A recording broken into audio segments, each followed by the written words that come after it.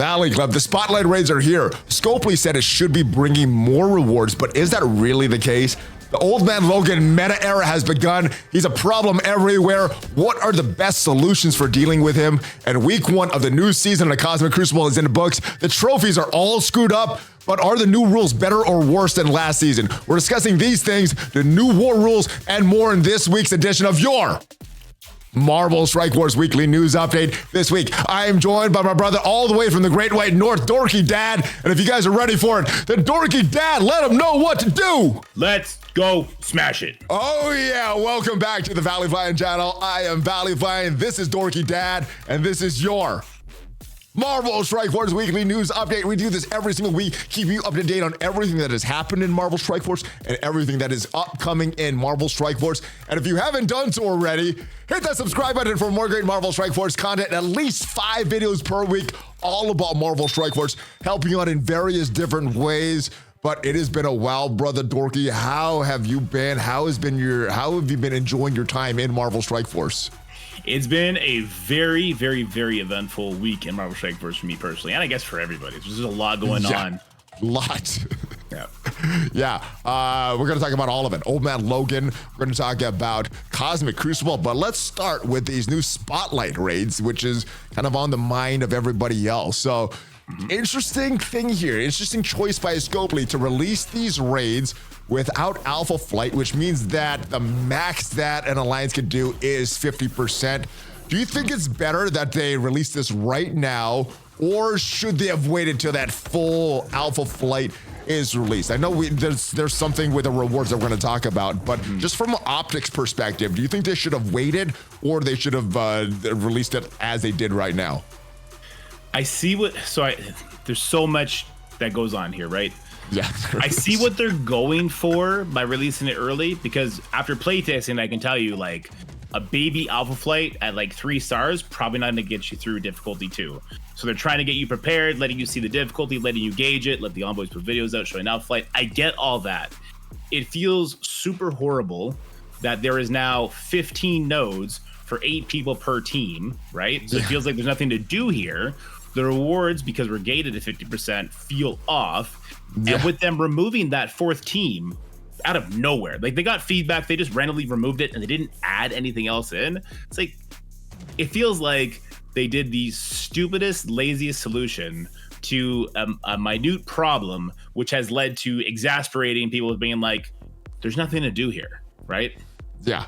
So literally my experience was we launched the raid, a couple minutes in, I simmed 5 nodes, and then for the next 23 plus hours, I'm just waiting. And somebody in my alliance is just joining, and they're doing 0 damage because all the nodes are done already.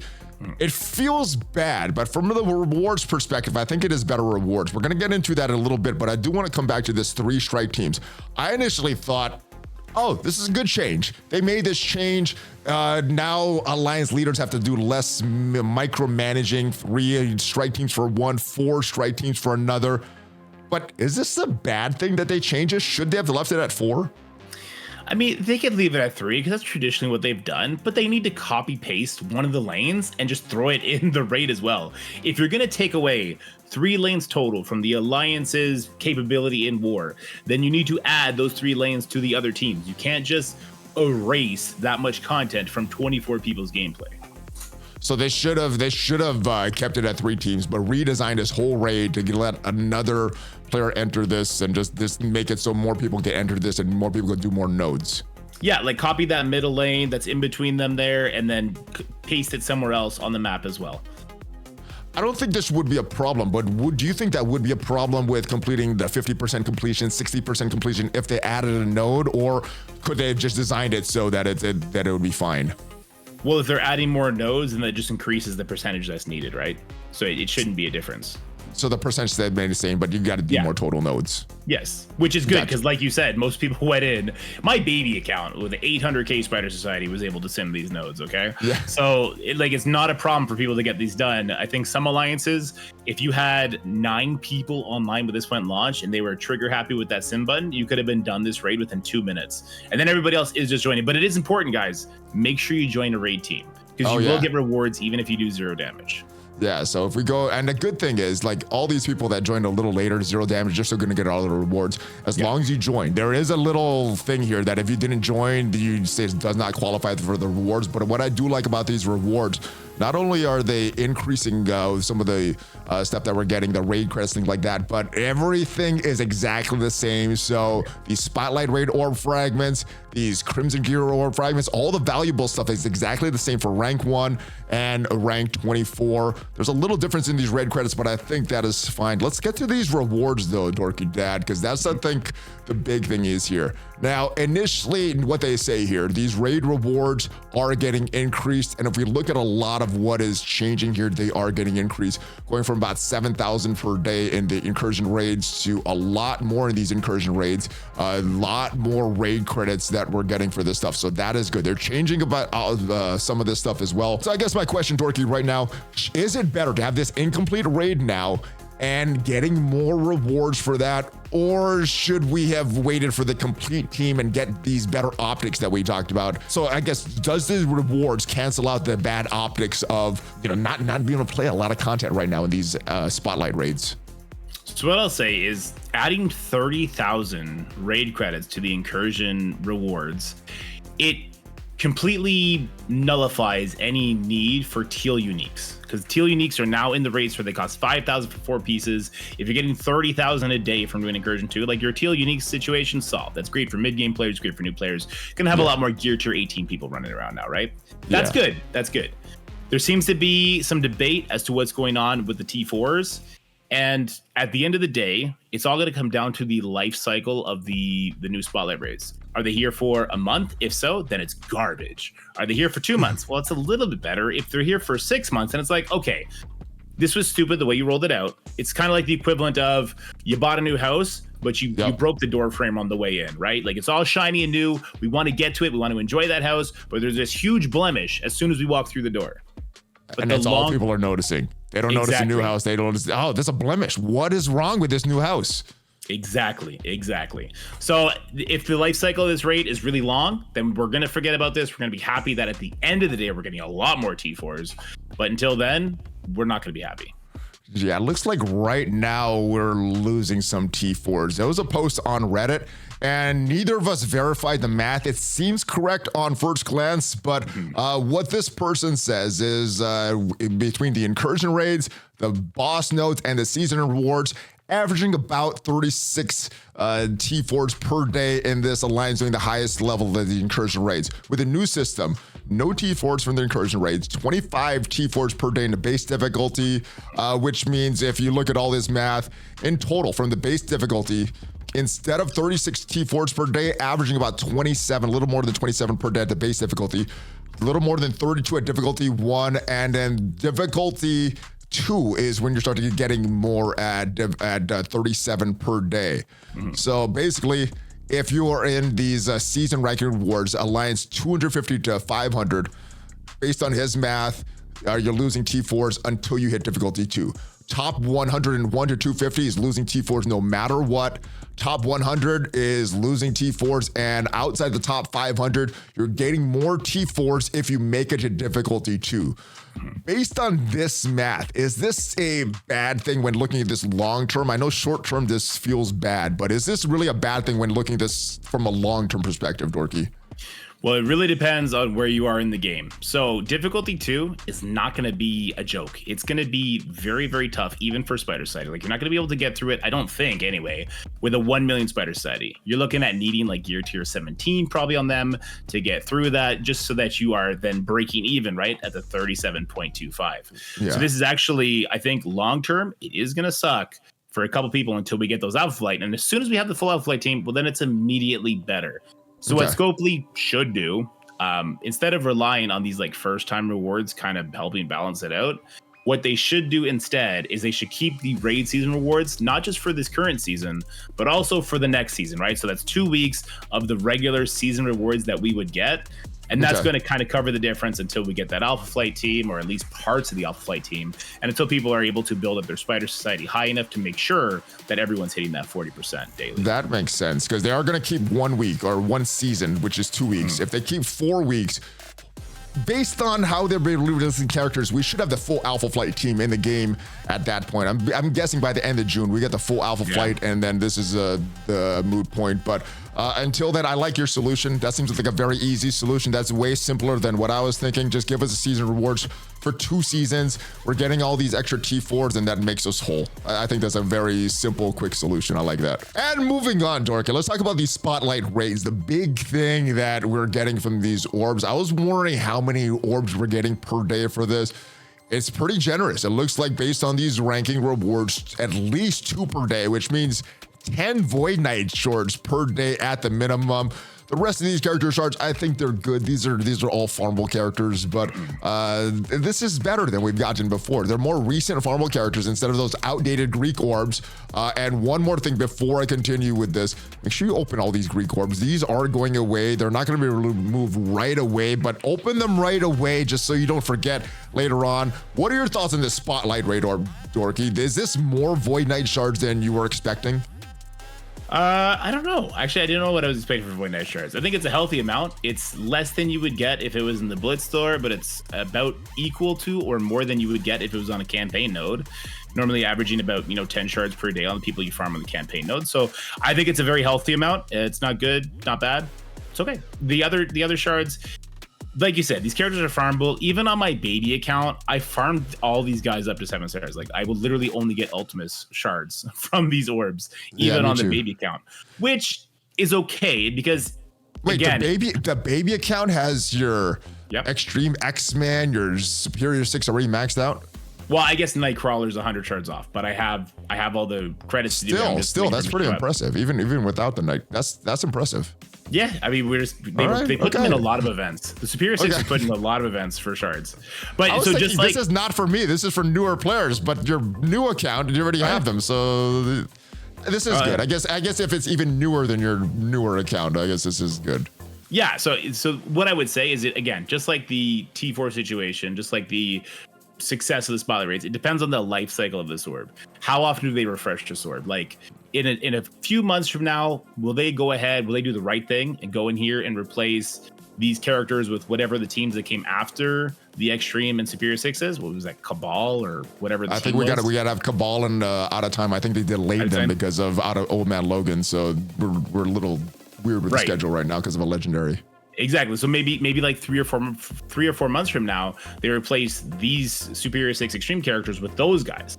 Well, then all of a sudden it's like, okay, now we're talking. Now this is a really, really good orb. This is an exciting orb to be farming, because you'll agree with this. The Alpha, Beta, and Gamma orb, bro, they were so nothing for the longest time. Even close to launch, they were out of date shards even back in the day when they were brand new. So this is better. This is not as outdated as even the original Greek orb. So yeah, this ain't great, but this is better. So I like this. Yeah, me too. All right. Also, we got more farmable characters. I'm thinking maybe later today, but definitely later this week. Void Knight is going to that Spotlight raid orb, but Gwenum is going to the Blitz store and the Blitz orb. Red Goblin is going to the Crucible store. Crucible, there's no Crucible orb. But we're getting diamonds for Nova, Quicksilver, Green Diamond Classic. What is most enticing to you? More diamonds for some of these characters that have never been available except in events, or some more shards for Gwenum and Red Goblin? I love the idea of shards for Gwenum, especially that Blitz store is so accessible, right? So that's great for all players to get her back. 7-star right away as soon as she goes in there, right? Some people have hundreds of thousands of Blitz credits and they're just going to spam that orb. They'll get gold. She'll have an increased drop rate. Hey, that's just winning right there, right? After that, like Red Goblin, the Cosmic Crucible store, I think for veteran players, you're done with that store. So you get to farm him. That's just a bonus, take a while, right? Yeah. It'll take a while, but you'll eventually get him. Yeah. What about these diamonds? If you I don't know where you are with your diamonds on these characters, but let's say you had no diamonds on any of these 3 characters. Who are you upgrading first? 100% Green Goblin Classic. It's not even close. Yeah. Green Goblin Is that Classic meant for Cosmic Crucible or War? Still having some value in Arena, or just everything? Yeah, everything. So Cosmic Crucible, in War, if we ever get towers and sword satellites, all that stuff about Green Goblin Classic, he's a huge damage dealer. He's super impactful. His passive can absolutely smash. He's probably on the short list of Dark Diamond promotion characters up to 3 stars. Quicksilver, Very interesting character, great plug and play, but he lives and dies on stats. And as time progresses, he's going to get that same Silver Surfer treatment where all of a sudden, at one day, you know, maybe if they ever release a character that gets 20% speed bar every time he does an attack, every time he does assist, every time he gets hit, I don't know, like an old man Logan type character, Quicksilver starts just losing so much value because he just can't stat-wise. So I'm hesitant to do anything to Quicksilver. Nova, war teams traditionally have like a 2-year lifespan. So I don't mind the idea of putting it on Nova, like maybe 1 diamond on him because it's going to be a cheaper option, right? Before you get 2 or 3. But maxing Nova out, that's also kind of questionable in my opinion. So Green Goblin Classic first, and then whatever you do with your Dark Diamond credits, just on the rest of these characters, but Green Goblin Classic first. Yeah, honestly, I would do Green Goblin Classic, and then I'm holding out. Maybe I'm waiting for Black Cat, who's now being used in Cosmic Crucible and offense. Maybe I'm waiting for Skrull. Maybe I'm waiting until I can do Black Knight. Maybe I'm just going to hold off at that point. Do you think they're going to release this for Skrull this year, or they're going to hold off until, you know, we're around the Professor X time? Yeah, I think it'll probably be around Q4 of this year. I think like near the end of the year, Skrull Diamonds will become a thing. I think probably Q2 is when they'll have the auction for him. You know when we're gonna get him in the store is you're gonna know that when they increase the amount that you could hold for your Dark Diamond credits, because it's gonna be so ridiculous for Super Skrull, and then it's gonna get even more ridiculous for Mephisto with these diamonds and everything. Yeah. Oh yeah. All right. Alpha Flight. We have to use them on the test server a little bit. These guys are amazing. For me, my 2 favorite characters were the damage dealers, North Star, huge damage, and then Sunfire, just spamming that ultimate special. I think he did either the special or the ultimate every other turn. A lot of damage. Who was your favorite character to use? Who was the best of the bunch for you? Yeah, actually, it's awkward. It's like you said, Sunfire. Because he gives energy to everybody on his team anytime an enemy dies. So if your Sunfire is big enough and you're ulting, he's wiping an entire wave. He's getting all of his energy back. He's giving all of his energy, it's on the passive, to and then special, giving offense up. He absolutely smashes. Now I love it when they do this sort of thing with Horsemen. So now we had Gambit got a rework, we had Leader added, now Sunfire got a rework. So it's kind of making people still chasing Apocalypse get a little bit of value from having to build those characters up. Like you literally have your Sunfire at exactly where you needed him for the Apocalypse. You haven't put a single thing into him after that. I haven't built him since Apocalypse. He's already ready for the raids. but now he's kind of worth it. Like the way he absolutely trashes the enemy, it's a lot of fun. And oddly enough, sadly enough, I guess it's okay because we have Old Man Logan. Wolverine will be the one that gets subbed out on this team when you do the boss node for something like Super Skrull or Mephisto, but still really good. This is the oldest character. That makes sense, right? But yeah, it kind of sucks thematically that the most popular. I guess he's not on Alpha Flight. But neither is Sunfire. Anyway, we got 3 characters that are traditionally on Alpha Flight. Of the Alpha Flight characters, which would be your favorite though? Northstar, Sasquatch, Guardian. They each bring different things to the team: damage, protection, some control. What kind of characters does gets you most excited? Definitely not Guardian. The guy with the Canadian flag. I'm Canadian, right? The guy with the Canadian flag on his chest. Really boring. Like he does a stun. He does a little bit of like it is boring. He's basic. His mask looks kind of boring too. It's just what I'm doing like thumbnails. I'm like, his thumbnails look pretty boring. He looks like he's on a bobsled team in the Olympics. Like he's super boring. Championship bobsled team. He looks too big. They're gonna lose. He's weighing them down too much.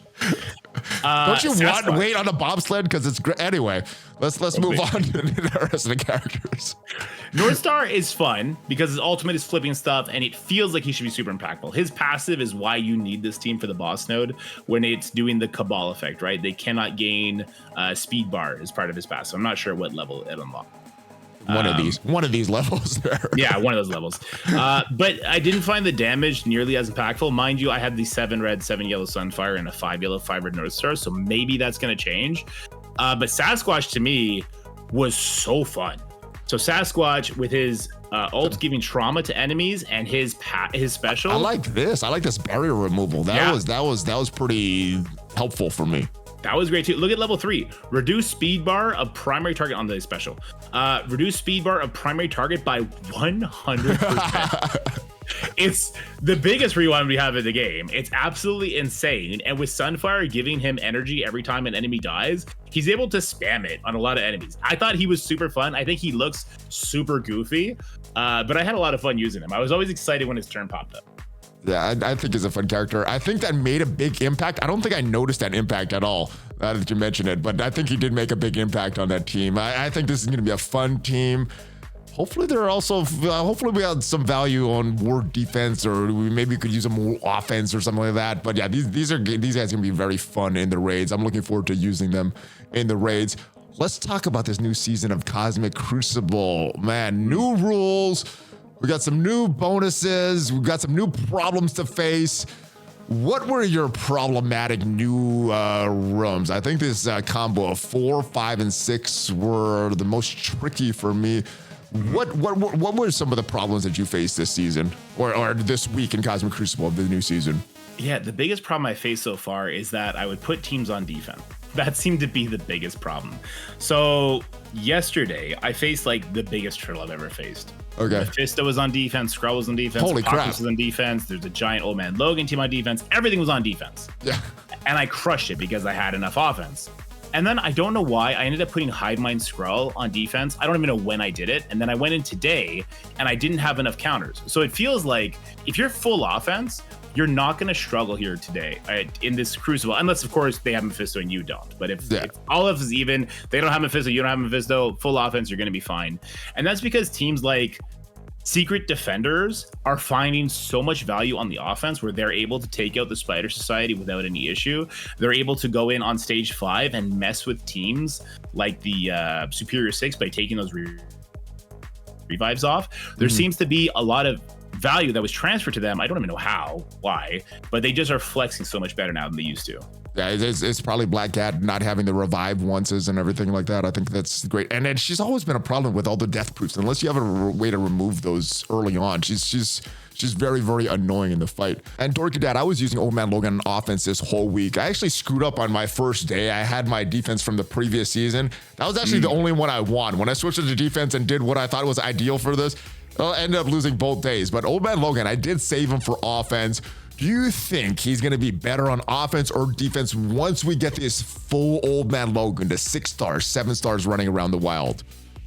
I think the benefit of Old Man Logan on the defense side is that he is so insanely powerful with his speed bar gain that on the proper team, people have to start consider using Cabal there. Which is a big pull, because if you can make them pull their Cabal for your Old Man Logan, and then you also have like a Skrull team, well then maybe I'm not going to be right about my full offense is going to win all the time suggestion that I just made. Because Old Man Logan, he's got so much going on for him that is absolute nightmare defense. So he cannot be rewound when he's above 50%, cannot be stunned above 50%. He gets 20% speed bar when he gets hit. That is the problem for me, the 20% speed bar. Yeah, he gets safeguard and immunity and a revive when he does his first attack. His second attack puts trauma on literally every single person. And once he gets going, he doesn't stop. So the threat of Old Man Logan, I think, is going to be really good on defense. But if somebody mirror matches you, well, then we'll see what happens in that case, right? Because I think that he is easily mirror matched out. Hopefully they're placed right now, because we are not facing 6 and 7 stars. This guy bleeds out pretty easily. You can put some bleeds on him. I don't think that's going to be the case next week. I think it's going to be totally different. So we'll see what happens. I think I'm going to leave him on offense and see what happens. I'd rather get the full clears and maybe lose the match than not full clear. That's kind of how I approach Crucible. So yeah, we'll see what happens. But let's go ahead and talk about this trophy issue that's going on right now. Big thing with these trophies. We were supposed to not drop this past season. I think they were supposed to fix this issue of the total amount of trophies in the community shrinking because of the season drop and not getting enough spread between the wins and losses. The total trophies are going down. We were supposed to have a fix for that this season. We didn't get that. So there was some drops that happened. They weren't supposed to happen. Some compensation is supposed to go out for everybody that's commander level 60 and above. There's some good rewards. To me, this is like fixing 1 week of this season, though. But as you know, for the entire season, as we go back in the game, 43 more days. Is this compensation good enough for the issues that this caused? Absolutely not, because it's not going to take you a week to climb back into whatever league you were in. It's going to take you 3, 4, 5, 6 weeks, depending on your win to loss rates. So it's not good enough at all. And it feels exactly like the Spotlight raid issue did, where they messed up. They took a team off Spotlight raids. They didn't add extra nodes. Well, here they dropped us because of some sort of limitation with whatever their. I don't think they dropped us on purpose. If you look at the communications, they're like, this is an error. This is an error. Like, yeah, but even if it's error, we still dropped. We still have the effect of it. Exactly. So, I mean, what they should have done is they should have said, this week of Cosmic Crucible is a wash. Play it, enjoy it, get the weekly rewards, but it's not going to count towards anything because I think they've done that in the past. They have. And then we're going to revert everybody up to their leagues. Now, if they say they don't have the technology to do that, well, they have the technology to drop everybody down one league, use technology to bring everybody up one league. So squash this week, fix the problem, and go from there. That is the proper solution. I'm not sure why they do it this way. Well, I think they screwed up so bad that I don't think they can implement that, because I'm getting reports of people dropping 1 rank, some people dropping 2 ranks, and I'm not sure if this is accurate or not, but I'm hearing some people not dropping or some people raising. I don't know if those 2 are accurate, but if some people are dropping 1 rank, some people are dropping 2 ranks, they can't just raise the rank because they screwed this up so bad. So I'm not sure what the solution for this. What do you think? How do you think they could solve it at this point? They've already ran week of Crucible. This is going out, and the trophies are all screwed up. What could they do at this point? So I do think there's also a little bit of confusion. Rankings and leagues are 2 different things. Your rank doesn't mean anything until the end of the season when you get that payout that you're looking at right now, the 1-200. Your ranks doesn't matter until then. It's your league that matters for the first 43 days, right? And honestly, I thought these Dark Diamond credits would be way more valuable than they are. I don't think these rank rewards are as valuable to me as these daily rewards with these diamonds, honestly. Yeah, but so my point is, dropping your rank, your numerical rank, doesn't matter. It's about your league. So if people are claiming they've dropped multiple leagues, you need to get a hold of somebody because you got absolutely screwed. And hopefully you got some screenshots to back that up. If you do, message them to me and I'll throw them over. Yeah, I have not seen screenshots. I've seen reports. I've not seen screenshots. So yeah, if you guys have dropped more than 1 rank, that is not what should have happened. Yeah, so and technically you shouldn't have even dropped 1 rank. Yeah. That's it. So if you dropped 2 leagues or you've gained a league, you need to contact. Well, don't contact. Don't contact if you gain a league. That's just keep your free stuff. Keep your free stuff. But so there's a big difference there, because when they do drop everybody, they drop everyone to the same trophy amount, and that's why there's trophy loss. First of all. But that's also what plays with the rank numbers, because once you have the same trophy amount, it goes to some sort of stupid like PID tiebreaker on where your actual numerical ranking goes, which is not relevant till the end of the season. All right, so hopefully they fix this. This is totally screwed up, and I like Crucible. It's my favorite game mode, but when it doesn't really matter what's happening, because there could be a bug that's not totally fixed and uneven rewards going out. I mean, 5,000 diamond orbs. This is 1 week of Grandmasters, and I'm not happy with this. Hopefully we get more of a solution, more compensation coming. But let's move on to something that I think was very, very fun for me, but not fun for everybody. Not fun for the higher levels, not fun for the lower levels. These old man Logan trials. All right, so where I'm at, where my Cabal and where my out of time was, difficulty 12, that last boss node where Mephisto, that was freaking tough, because Mephisto, if you don't kill the stuff right, they just come in with the death proofs and all that stuff. It was tough. So it took a few runs for me to make sure that my Cabal's cooldowns were set up, my odd times cooldowns were set up for that last boss node. So for me, this was fun, but we were talking beforehand, that was not the case for you. What was your experience with this old man Logan trials? So on my baby account, I was prepared. I was like, okay, I'm going to build on my Cabal. I'm going to build on my out of time. I built up a bunch of cosmic heroes, and I got them up to level 75. I had resources bring them up to level 80, hire the gear if I needed to. And then it's like, oh, wait a minute. We could just do the first node and we get the unlock. So the first node difficulty 15, all the packs on, 1 node done. You got the unlock. Yes. Super easy. It's a good thing. That was intentional? Do you think that was intentional, or did you look at the numbers? No, absolutely unintentional. They probably meant to put like, hey, you need 7 stars characters to do the first one. And is that why Archangel's not to CM anymore? No, it's not his fault. He just got thrown under the bus. So look, I'm happy that is a possibility, because it's easier for people, because once we saw that cosmic bio node, it's an absolute mess without Skrull or without the nowhere team. It sucks, it's stupid, doesn't really make sense, right? So I'm glad it's a possibility, but I was bummed out I wasted my resources there. On the Dorks account, I have them all at 5 yellow, 5 red, but I also have them all at level 100 gear to 18. I basically autoed my way through the entire thing at difficulty 12 with all the packs on. It's like, okay, well, there we go. And on the Kraken account, where I have diamonds on some of these characters and 7 red stars, obviously, I could just walk through the nodes as easily as I want. But then, because other people have 7 red stars too, it becomes an efficiency tie. And the way efficiency is handled in the trials, it's just turn-based. So it's like, if you sack, you're not penalized for it. It's just about killing things as fast as possible. So it just became a diamond measuring stick, even at that rank. So it's kind of like over all 3 of my accounts, it was disappointing that I wasted so much resources on the baby account. On the middle account, it was stupid easy autoplay. And on the end game account, it was like super tedious, count the amount of turns I've taken or reset the node kind of thing. So it's for me, it's been a bummer. I think Old Man Logan is way overtuned. And I'm worried about the implications that's going to have on the game in the future. But I guess we'll have to wait and see. I think we're going to see a lot more of that passive from Cabal, by the way. Man, I think speed bar. You say overtuned. He was even more overtuned with the bugs that he had in the beginning. And imagine if those bugs were present and how overpowered he is right now. Yeah. So couple issues that I see. I did buy these characters, and it was tough for me to get through difficulty 12 or the highest difficulty. How did you get that last node? Right now, because I got to that last node, I'm at this rank of 2,800 or so. If I only did 9 nodes, though, I was outside the top 5,000. I'm also wondering, there's only 500 of people that are going to get this 7-star Old Man Logan. Is it possible to get all 7 stars on your Cabal out of time and not get a 7-star Old Man Logan because only 500 people are going to get a 7-star?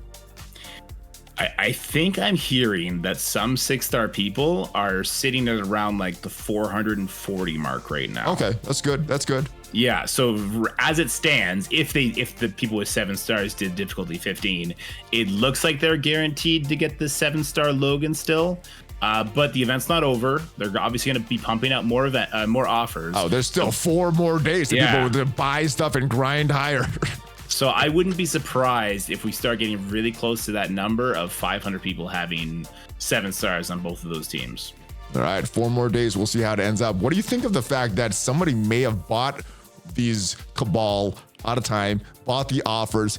If they weren't going to go back and do all 10 nodes, they just did 9 nodes, they're not going to get a 6-star Old Man Logan. I guess that's fine because the rest of the characters are only at 5. Do you think that they should get 6-star Old Man Logans, or you got to do the grind to get that? You got to do the event. No, I mean, if you bought the characters, do the event. The event's fun. That final node...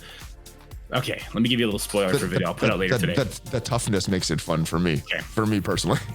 You want to one-shot that final node. You want to go in with your 3 Cabal members with their cooldowns available that you could easily prep on the villain node 9. Okay. You want to go in with Black Knight, make sure his abilities are available, easily to do on difficulty on the stage 2. Okay. And then you want to go in with Cosmic Ghost Rider as your 5th. Put leader adjacent to Black Knight because he's going to dodge all the opening stuff.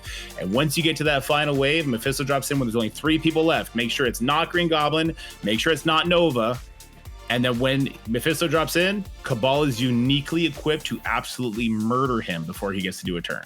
All right, I hope nobody paid attention to what you said because I'm right at 2,800. I don't want to drop outside the top 5,000, but yeah, if you guys are sitting where you can do that. There you go. All right, let's talk about the Arena Meta right now. Old Man Logan is all over Arena. I'm climbed too high, so he's all over the Arena Meta. But it is easily, maybe not this Mephisto team, but this is what I've been using to beat that on defense. We got the 3 culprits here: Super Skrull, Apocalypse, Black Knight, Old Man Logan. Obviously, tried a few different combos. What I've settled in is a Dormammu combo. I saw this on a thumbnail for Mobile Gamers video. Tried it, have not lost since then. But DorkyDad, just like Cosmic Crucible, no 7-star Old Man Logans. I'm not sure if this combo is going to work. What do you think is going to happen to Arena once we get the 6 and 7-star Old Man Logans running around in the wild? Old Man Logan is going to be an absolute menace. And the biggest problem with Old Man Logan is he has so much sustain. He does so much control. He has trauma, so he can stun people like Super Skrull and Apocalypse. The problem with Old Man Logan, when he's maxed out, is if both of you have maxed out Old Man Logan, and he's the last person standing on each side of the field, you cannot kill each other. So you will be timing out. He's going to be a menace. He is, I don't know. The more I play with Old Man Logan. That's awesome for your arena defense, trying to hold rank. That is horrible if you're trying to climb, though, right? Absolutely. Yeah. The more I play with Old Man Logan, the more I start to think he might be better than Apocalypse, and he rivals Skrull. Oh. Yeah. And at this point, I think the unlock is harder for Old Man Logan than Apocalypse. Yeah. All right, so we'll see what happens to the arena meta once we get bigger Old Man Logans in the wild. But let's talk about this token system. That was one of the big fears from some people. That was what some people were looking forward to. How do you think this ended up? You can't really max out a lot of these characters at the max star level. If you get that 7-star token, I think it only goes up to 85 tokens. As we see this implemented for Old Man Logan, they're probably going to use this in future ways. I think this is great for future ways they could use this. I think this is a little limiting for the Old Man Logan event. What do you think of these tokens in whole, though, in totality?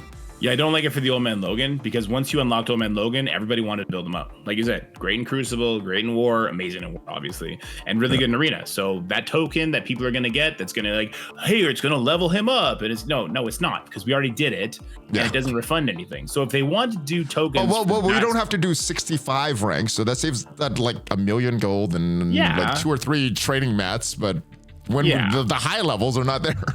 Yeah, so what I would say is for these tokens, for these like very sought after characters that people want to max right away or who have already maxed all the way, I think these tokens should find a way to program so they do some sort of refund. If they just like assign some sort of gold value to whatever the token is minus what the person has, and it just gives out gold, I think that they should do something like that. As far as doing this for rework characters, like if they do this for Wolverine and for Sunfire for the coming Alpha Flight team, I think that is the better use for this token system to help mid-game players and new game players kind of get those characters up to where they need to be without them having to waste all their resources. That's immediately where my mind went with this token system. This is for newer players, get their roster up to the end game right away. Don't have to spend the resources for this. This is probably the bad use of it, but I'm thinking of the good. This is good for new mid-game players, catch up the roster. Yeah, it is limiting with this. I do, the one positive I see, you don't have to calculate as much. You don't have to calculate, I need 13 more shards to get my 7-star Black Knight or whoever. Now it's very easy to calculate, but yeah, it eliminates a lot of the grinding, a lot of the overtime grinding that we could do. So yeah, for these events, little downside. For what we could get in the future, for catch-up mechanics, I think the token system is good. Yeah. Alliance War Chapter 5 is coming up. New rules. I did not play with this on a test server. Did you get to play with these new rules on the test server? No, I read over what they were. Like, who cares? Okay. Yeah. Well, these are going live on June 2nd. Let me read the global rules and let's see if it's exciting for some of the war players out there. 20% primary stats is defending war ready Hero Spider-Verse allies. If not exhausted, spawn with 2 safeguard, offense up and defense up. On dealing piercing damage, war ready attacking allies also apply bleed. When attacking enemies with bleed, war ready attacking Merc for Money character performs a second attack. They're going to be very, very strong. And on turn, war ready defending Alpha Flight characters get with exactly 1 exhausted gain regen, and if 5 Alpha Flight characters are present, gain 20% to primary stats. So obviously they're going to be here for a while because Alpha Flight's not even in a game yet, and they're mentioning Alpha Flight. Anything surprise you about these global new rules? I think people were wondering Spider-Verse is going to be overpowered. Alpha Flight's obviously very strong. Mercs for Money, they should be strong. They're the next legendary team. Anything surprising about these global rules for you? No, it's like Mercs for Money, they were going to kill everything. The Alpha Flight team is designed, I think, to pull the Mercs for Money team. So they're trying to make them a little bit better if people try and cheap out and not use Mercs for Money there. The Hero Spider-Verse stuff, there was a data mine suggesting that they were also going to get 50% speed bar like the new Warriors were getting. That excited me. Because then I thought like, Tangled Web on defense could be annoying. Spider-Man, OG Spider-Man, even if he just goes out there and puts slow on everybody, that could change a matchup. I know that just artificially changing speed is boring, but without it, right now, the war offense meta is out of control. And with Mercs for Money already slated to beat the crap out of Alpha Flight, it's not going to change it very much. So again, it's kind of like Crucible, but in a more boring way, where it's like, go offense heavy, have better participation, win wars. And the rest of the room rules are just nothing. As a high-end Alliance player, what would you rather have, a offense heavy meta or a defense heavy meta? A balanced meta. This is why the Hero Spider vs. Allies getting speed was somewhat interesting, because you'd be able to plug and play different Hero Spider vs. characters. Like, you didn't have to put 2099 and Weaver on the same team, because Weaver was already going to get 50% speed bar. So she was already going to get her charges up. So that was already going to be interesting. A character like throw Spider-Woman up there. She's going to get 50% speed bar. She's going to cover the enemy with offense down and at least one ability block. That could be interesting. That would almost make you want to break up your A-Force team to shift some stuff up there. So as an end game war player, that would shift things up enough that people could be creative. You could have some interesting matches. It's not just use Cookie Cutter versus Cookie Cutter. Oh, Skrull, use Black Knight. Oh, Mephisto, use Blank. So it's like, it kind of would flip just a traditional like factory press machine on its head that war currently is. Now, you mentioned earlier people don't want speed bar messed with. Would you have a problem with one season experimenting with one tag, maybe like Hero Spider-Verse, like we saw in the DATAMINES, messing with the speed bar just to kind of throw things for like making it like really, really crazy, just throw things like the haywire? Would you have a problem with that for one season of war and then seeing how it goes, because they could always take the rules off? Is that something that you would have a problem with as a high-end war player? No, I think that'd be great. If they do 2 weeks, let the community see it, because that's what they did with New Warriors. And people started splitting up their New Warriors, putting them all over the place. It affected some counters, like I think it was Cloak with Heroes for Hire. All of a sudden, War Dogs wouldn't work. So it changed things up enough that you had to be a little bit more attentive to what was going on, but not to the point where it was overbearing. Now, Hero Spider-Verse is a much broader tag. There's a lot more interesting characters there. So I was actually intrigued to see what would happen there, but I guess after they heard blowback from people just reading that data mine, they scrapped it. I don't know. I kind of like haywire. Just go for chaos. Go for chaos for one season of war and just make it super chaotic. Look, if there's no chaos, I don't end up throwing my headphones across the room and smashing the logo Batman and people watching that clip over and over and over again. Okay, chaos can be fun. I understand it can be frustrating, but it can be fun. It's not fun at the time, but looking back and laughing at yourself, and it's very fun, right? I've raged before. I'm like, what am I doing? Exactly. and looking back, it just brings a big smile to my face. All right, but you know what doesn't bring a smile to my face, DorkyDad? What's that? I was grinding hard to get to Dark Dimension 7. I just got in today. I was going to ask you, how are you doing? What did I ask you? Are you in Global? It's like, no, I already got Big Boy Mephisto. So how are you enjoying Big Boy Mephisto? I was so proud that I finally got in, but how is Big Boy Mephisto helping you, brother? I really enjoyed Dark Dimension 7 more than I've enjoyed other Dark Dimension 7s, primarily because I think I brought in the perfect tunes for it. And once I unlocked Big Mom Mephisto, we're using him on offense and Crucible, so he's been like a really big help there. Lots of fun. Using him in the OML Logan event was super fun. And this is why my week was so crazy, because it was this week that we unlocked him. So not only did I have Old Man Logan going and whatever else was happening in the community, spotlight raids, all that kind of stuff, but the DD7 grind was real. Very, very busy for you. I like it, though. It's better than having nothing to do, right? Oh, yeah, definitely. Cool. All right. Well, we are getting some getting some shards. An unlock for Daken in this event. Very, very easy event, although just pretty much 45 shards in this entire event. Having to just get the unlock. What do you think of an event that you're just getting the 2-star unlock and nothing else? Are we getting more shards in later events for Daken? Yeah, well, there was a data mine suggesting that they're going to have his shards in another event. I'm not sure if that means like the leaderboard portion of it. I'm not sure if that means in one of the Whalestone portions of it. Who knows what they're going to do there? I don't like only getting 45 shards, but I've also kind of just tempered my expectations because at least these characters are made farmable much sooner. And they do sprinkle them in through all the like future events up to the point where they're farmable, right? Like when Superior 6 came out, and all of a sudden, like every other event had Lizard shards in it, or Raven shards in it, or Slayer shards in it. By the time they were farmable, I had all these characters at 6 stars, and I was like, oh, maybe I don't care as much now about the release, so long as I get them unlocked and I can put the levels and gear tiers into them right away, so that when the stars come in, it's just kind of happening. Yeah, that's kind of a mind shift for longer time players, right? Because for so long, we've unlocked these characters 4 stars, 5 stars. Yep. I remember some events free to play getting them at 6 stars very early on. I think Deadpool, Thanos had some very, very easy friendly releases back in year 1. And now we've kind of shifted, just barely getting the unlock, but getting these character shards sprinkled in along the way. Like you said, before they even come farmable, we were getting a lot of shards for them, 6 star, 7 star for some of these characters. So I think this is fine for the event. Obviously, I would like to play with this character a little better at the higher levels, but I'm also fine with, Whales buying the character and spending this. But as far as buying Daken, his offers are coming back. Yay! And I guess the big thing for this is the awaken ability for this special of Old Man Logan, giving Daken that revive once. It only happens in war, so it's not happening outside of war.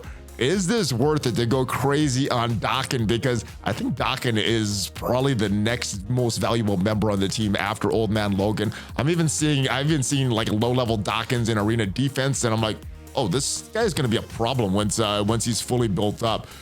What do you think of this offer? Is it worth it? Should you build up Daken?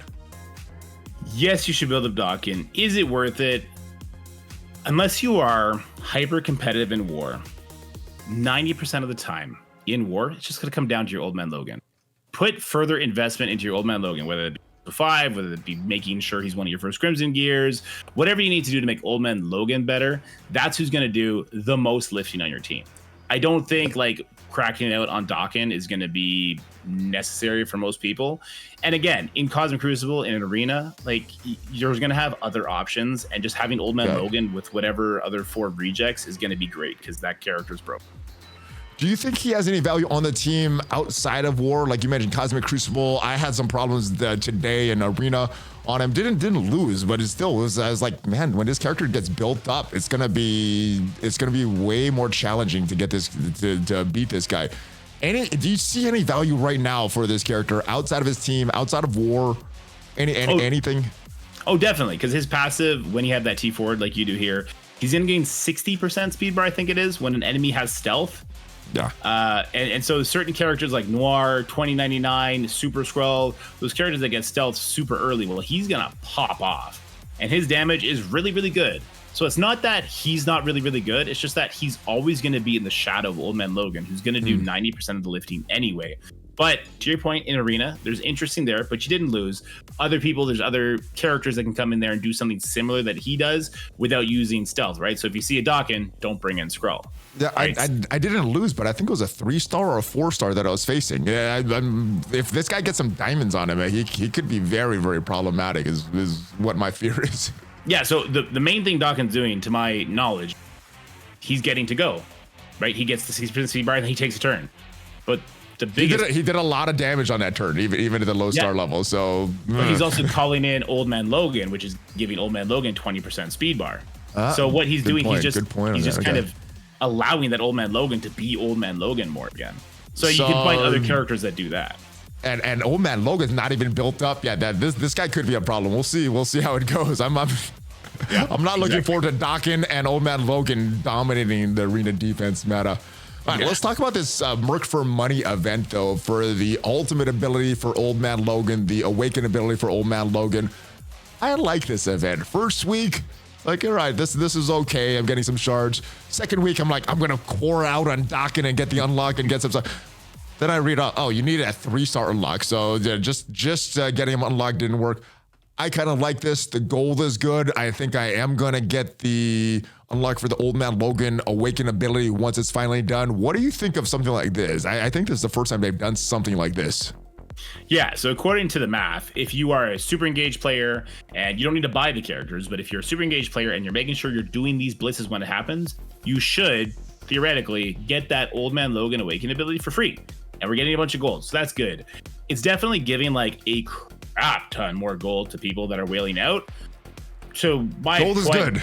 Yeah, I mean, but my point would be like, so you don't need to be mad that other people are getting more, because you got to understand, those people that spend that much money, they probably don't need the gold. They probably buy gold offers anyway. They already have Mephisto done. If they have a 7-star mercs from any team, you don't think they wailed out to get Mephisto sooner? So it's like, yes, they're getting some more, but at least we're getting stuff. And that extra million gold or so that we're getting every day on the weekend, I banked up a nice little penny on the free-to-play accounts, helped out a lot. So. Nice. Yeah, I like it. I hope they do more stuff like this. I think it's a fun event. It was a little confusing initially because this is the first time they'd done something like this. But after the first one was done and we had the second one on the Sunday, I'm like, oh, this is pretty good. I like this. I hope they do more of this stuff like that. Yeah. So yeah, once I understood it, I really liked it. Let's move on to something that they have done previously, and I hope they continue to do: character voting. We're voting for the next character coming to this, I guess, what is this? The Halloween-ish type team? The monster type team? What are you calling this team? The Karen, Man-Thing, and whoever wins Moon Knight, Morbius. What are you calling this team? Well, I was calling it the vampire team. I guess looking at these numbers, not anymore. Yeah, we got one vampire in the team and Moon Knight, who's not even a monster, and then Man-Thing, who's like, I don't know, a swamp monster. But make sure you guys are voting every day. It looks like Moon Knight is going to run away with this thing, guys. That's who I'm voting for. But even if you want Morbius to win, make sure you vote every single day. Get these power cores, get these energy. Who are you voting for? Are you voting for Moon Knight or Morbius? This is so tough because objectively speaking, Moon Knight's kit is so much better than Morbius because the ultimate acts like that cloak and stuff, right? But I want another vampire on the team. So I want Morbius. I want to scream, it's Morbin time, because he never got his time to shine. Dark Hunters kind of sucked from the get-go because all you need to do is sub at one person from the Heroes for Hire to throw in RNG. Yeah, I think they did him dirty here, sometimes Morbius would go the correct way, and you would still win that matchup. The blind would go the correct way, and instead of taunt. Morbius is a fun character for me. I like Moon Knight as a character better, so I voted for Moon Knight. Right, and I'll never forgive you for that, but I get it. I get it. I agree with what you're saying, though. It does make sense having a vampire with a vampire. I voted for the Karen's, like having Morbius as the mentor because it made sense. But who I want to get the rework more, it's Moon Knight. Yeah, fair enough. But look what they did to Morbius's art. They did him dirty. They made Moon Knight look like an old school kind of comic book character, and they made Morbius look like he's. Well, this is a family show. I'm not going to say it. Morbius. He looks like he's Morbius. Yeah, he looks like he probably lives outside a lot on the ground. Like, come on. They didn't have to do him like that. He died. He lived in dirt for years. Come on. What do you expect? I expect him to take a shower afterwards. Like, come on. Look at that face. It's fine. It's fine. All right. Well, you can't even see this guy's face, but I'm still voting for him anyway. All right, we have some data mines, mostly about the events that are coming up. One thing I did want to point out, the name of the month-long milestone event for June, Homeward Bound. I think that's related to Alpha Flight. Is that something that you know about the lore for Alpha Flight? Is Homeward Bound dog tags, Weapon movie? X, helmet, crack. I think this is a Alpha Flight thing. They say character shards. Do you think one of the Alpha Flight is going to be the next month-long milestone character, or is it going to be more geared like they have with this Merch for Money event? What are you expecting from next month? I like the monthly event the way it is now, but I do think we're probably going to end up going back to characters being released that way. I don't know if Homeward Bound is a Canadian movie. Do you know what the Homeward Bound movie is about the dogs and the cat? We were discussing that on chat this morning. Yeah, that makes no sense for this, but I think it must be something related. They're going to tie it in story-wise, but I don't think it was related to that movie. Okay, I don't think it's a Marvel movie. Yeah, no, that's true. I think it's gonna be Guardian shards, just from the way that sounds. Yeah, probably. Is that who you want it to be? Because he's like not as fun as Northstar Sasquatch, or just hopefully. I think that's who it's gonna be. There's no like I hope it's him or I hope it's just that's who I think. That's what it's gonna be. All right.